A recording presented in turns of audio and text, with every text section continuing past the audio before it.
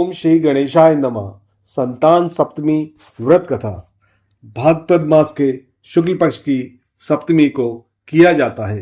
एक दिन महाराज युधिष्ठिर ने भगवान से कहा कि हे प्रभु, कोई ऐसा उत्तम व्रत बताइए जिसके प्रभाव से मनुष्यों के सांसारिक दुख क्लेश दूर होकर पुत्र एवं पौत्रवान हो। ये सुनकर भगवान बोले, हे राजन, तुमने बड़ा ही उत्तम प्रश्न किया है। मैं तुमको एक पौराणिक इतिहास सुनाता हूँ, ध्यानपूर्वक सुनो। एक समय श्री लोमश ऋषि ब्रजराज की मथुरापुरी में वसुदेव देवकी के घर गए।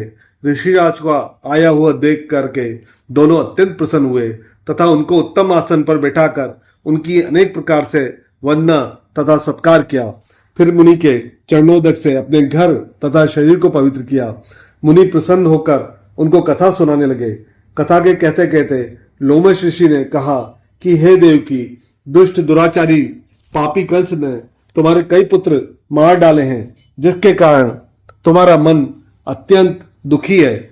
इसी प्रकार राजा नहुष की पत्नी चंद्रमुखी भी दुखी रहा करती थी, किंतु उसने संतान सप्तमी का व्रत विधि विधान सहित किया, जिसके प्रताप से उसको संतान का सुख प्राप्त हुआ। ये सुनकर देवकी ने हाथ जोड़कर मुनि से कहा कि हे ऋषिराज, कृपा करके रानी चंद्रमुखी का संपूर्ण वृतांत तथा इस व्रत का विधान विस्तार सहित मुझे बताइए, जिससे मैं भी इस दुख से छुटकारा पाऊं। लोमश ऋषि ने कहा, हे देवकी, अयोध्या के राजा नहुष थे। उनकी पत्नी चंद्रमुखी अत्यंत सुंदरी थी। उसी नगर में विष्णुगुप्त नाम का एक ब्राह्मण रहता था। उसकी स्त्री का नाम भद्रमुखी था। वह भी अत्यंत रूपवान सुंदरी थी। रानी और ब्राह्मणी में अत्यंत प्रेम था। एक दिन दोनों सरयू नदी में स्नान करने के निमित्त गईं। वहां उन्होंने देखा कि अन्य बहुत सी स्त्रियां सरयू नदी में स्नान करके निर्मल वस्त्र पहनकर एक मंडप में श्री शंकर एवं पार्वती की मूर्ति स्थापित करके उनकी पूजा कर रही थी। रानी और ब्राह्मणी ने यह देखकर उन स्त्रियों से पूछा कि बहना, यह तुम किस देवता का और किस कारण से यह पूजन व्रत आदि कर रही हो? यह सुन उन स्त्रियों ने कहा कि हम संतान सप्तमी का व्रत कर रही हैं और हमने शिव पार्वती का पूजन चंदन अक्षत आदि से षोडोपचार विधि से किया है। यह सब इसी पुनित व्रत का विधान है। ये सुनकर रानी और ब्राह्मणी ने भी इस व्रत के करने का मनी मन संकल्प किया और घर वापस लौट आई।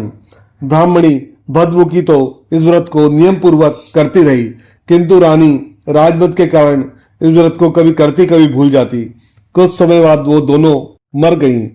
दूसरे जन्म में रानी ने बंदरिया और ब्राह्मणी ने मुर्गी की योनि पाई। इधर ब्राह्मणी मुर्गी की योनि में भी कुछ नहीं भूली और भगवान शंकर तथा पार्वती जी का ध्यान करती रही।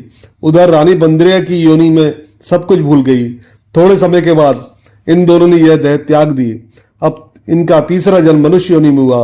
उस ब्राह्मणी ने तो एक ब्राह्मण के यहाँ कन्या के रूप में जन्म लिया तथा रानी ने एक राजा के यहाँ राजकन्या के रूप में जन्म लिया। उस ब्राह्मण कन्या का नाम भूषण देवी रखा गया तथा विवाह योग्य होने पर उसका विवाह गोकुल निवासी अग्नि झील नामक ब्राह्मण से कर दिया। भूषण देवी इतनी सुंदर थी कि वो आभूषण रहित होते हुए भी अत्यंत सुंदर लगती थी कि कामदेव की पत्नी रति भी उसके सम्मुख लजाती थी। भूषण देवी के अत्यंत सुंदर सरगुण संपन्न चंद्रमा के समान धर्मवीर कर्मनिष्ठ सुशील स्वभाव वाले 8 पुत्र उत्पन्न हुए। यह शिव के व्रत का पुनित फल था। दूसरी ओर शिव मुख रानी के गर्भ से कोई भी पुत्र नहीं हुआ और निसंतान दुखी रहने लगी। रानी और ब्राह्मणी में जो प्रीति पहले जन्म में थी वह अब भी बनी रही। रानी अब वृद्धावस्था को प्राप्त होने लगी। तब उसके एक गूंगा व बहरा तथा बुद्धिहीन अल्पायु वाला एक पुत्र हुआ और वो 9 वर्ष की आयु में इस क्षणभंगुर संसार को छोड़कर चला गया। अब तो रानी पुत्र शोक में अत्यंत दुखी और व्याकुल रहने लगी। देवयोग से भूषण देवी ब्राह्मणी रानी के यहाँ अपने सपुत्रों को लेकर पहुंची। रानी का हाल सुनकर उसे भी बहुत दुख हुआ, किंतु इसमें किसी का क्या वश। कर्म और प्रारब्ध के लिखे को स्वयं ब्रह्मा भी नहीं मेट सकते हैं। रानी कर्मच्युत भी थी, इसी कारण उसे यह दुख देखना पड़ा। इधर रानी उस ब्राह्मणी के इस वैभव और 8 पुत्रों को देखकर उससे मनी मन ईर्ष्या करने लगी तथा उसके मन में पाप उत्पन्न हुआ। उस ब्राह्मणी ने रानी का संताप दूर करने के निमित्त अपने 8 पुत्र रानी के पास छोड़ दिए। रानी ने पाप के वशीभूत होकर उन ब्राह्मण पुत्रों की हत्या करने के विचार से लड्डू में जहर मिलाकर उनको भोजन करा दिया, परंतु भगवान शंकर की कृपा से एक भी बालक की मृत्यु न हुई। यह देखकर तो रानी अत्यंत ही आश्चर्यचकित हो गई और इस रहस्य का पता लगाने की मन में ठान ली। भगवान की पूजा सेवा से निवृत्त होकर जब भूषण देवी आई तो रानी ने उससे कहा, मैंने तेरे पुत्रों को मारने के लिए इनको जहर मिला के लड्डू खिला दिए, किंतु तेरे पुत्र भी नहीं मरे और तू नित्य नए सुख भोग रही है। तू बड़ी सौभाग्यवती है। इस सब का भेद तू मुझे निष्कपट होकर समझा। मैं तेरी बड़ी ऋणी रहूंगी। रानी के ऐसे दीन वचन सुनकर भूषण ब्राह्मणी कहने लगी, हे रानी सुनो, तुमको 3 जन्म का हाल कहती हूँ, सो ध्यानपूर्वक सुनना। पहले जन्म में तुम राजा नहुष की पत्नी और तुम्हारा नाम चंद्रमुखी था, मेरा नाम भद्रमुखी था और मैं ब्राह्मणी थी। हम तुम अयोध्या में रहते थे और मेरी तुम्हारी बड़ी प्रीति थी। एक दिन हम तुम दोनों सरयू नदी में स्नान करने गए और दूसरी स्त्रियों को संतान सप्तमी का उपवास, शिवाजी का पूजन अर्चन करते देखकर तुमने भी उस व्रत को करने की प्रतिज्ञा की थी। तुम तो राजमत के कारण सब भूल गई और झूठ बोलने का दोष तुमको लगा, जिसे तुम आज भी भोग रही हो।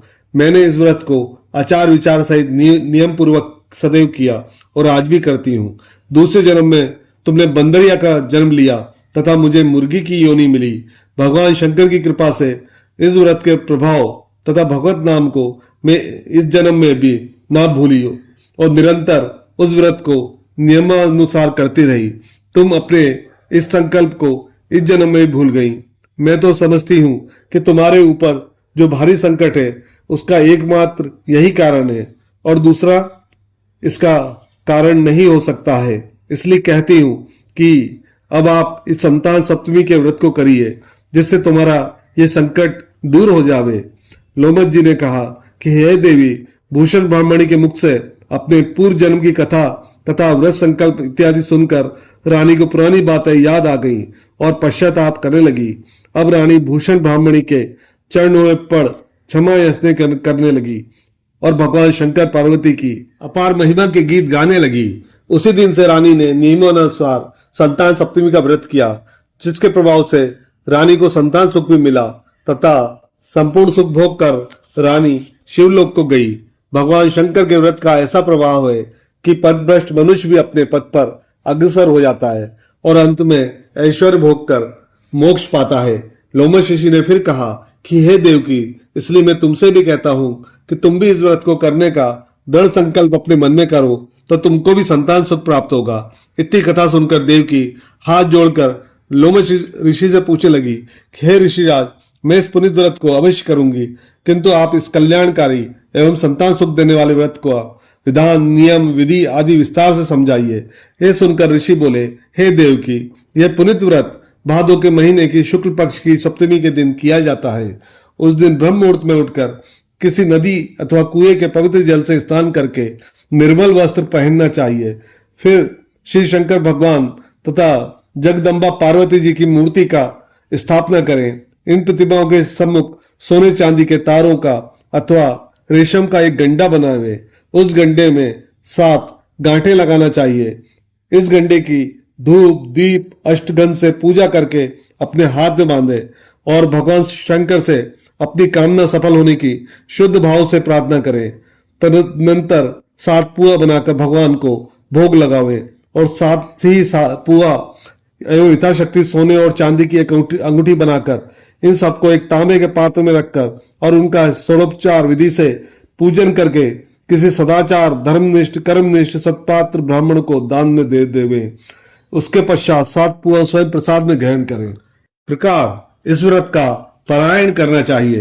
प्रति मास की शुक्ल पक्ष की सप्तमी के दिन, हे देवकी, यदि इस व्रत को इस प्रकार नियम पूर्वक करने से समस्त पाप नष्ट होते हैं और भाग्यशाली संतान उत्पन्न होती है और अंत में शिवलोक की प्राप्ति होती है। हे देवकी, मैंने तुमको संतान सप्तमी का व्रत संपूर्ण विधान विस्तार सहित वर्णन कर दिया है। उनको अब तुम नियम पूर्वक करो, जिससे तुमको उत्तम संतान प्राप्त होगी। इतनी कथा कहकर भगवान आनंद कंद श्री कृष्ण ने धर्मावतार युधिष्ठिर से कहा कि लोमस जी इस प्रकार हमारी माता को शिक्षा देकर चले गए। ऋषि के कथनानुसार हमारी माता देवकी ने इस व्रत को नियमानुसार किया, जिसके प्रभाव से हम उत्पन्न हुए। यह व्रत विशेष रूप से स्त्रियों को तो कल्याणकारी है ही, परंतु पुरुष को भी समान रूप से कल्याणदायक है। संतान सुख देने वाला, पापों को नाश करने वाला यह उत्तम व्रत है, जिसे स्वयं भी करे तथा दूसरों से भी करावे। नियम पूर्वक जो इस व्रत को करता है और भगवान शंकर एवं पार्वती की सच्चे मन से आराधना करता है, वो निश्चय ही अमर यश प्राप्त करके अंत में शिवलोक को प्राप्त होता है।